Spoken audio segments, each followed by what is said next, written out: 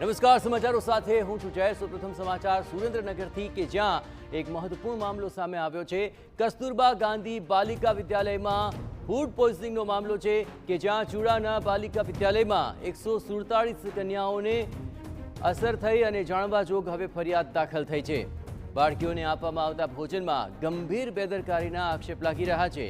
ખીર, ભાખરી, દાળ, ઢોકળી આ સહિતના ખાદ્ય પદાર્થોના નમૂના લેબમાં તપાસ અર્થે મોકલાયા છે. રિપોર્ટ આવ્યા બાદ જવાબદારો સામે નામજોગ ફરિયાદ દાખલ થશે.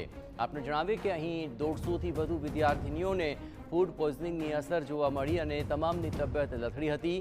વિદ્યાર્થીનીઓને ઝાડા ઉલટી થયા અને તેમને સારવાર હેઠળ ખસેડવા પડ્યા. અસરગ્રસ્ત વિદ્યાર્થીનીઓમાંથી કેટલીક વિદ્યાર્થીનીઓ વધુ સારવાર માટે લીંબડી રિફર કરવાની ફરજ પડી. જોકે હાલ સ્થિતિને જોતા વધારાનો ડોક્ટર સ્ટાફ પણ તૈનાત કરી દેવાયો છે.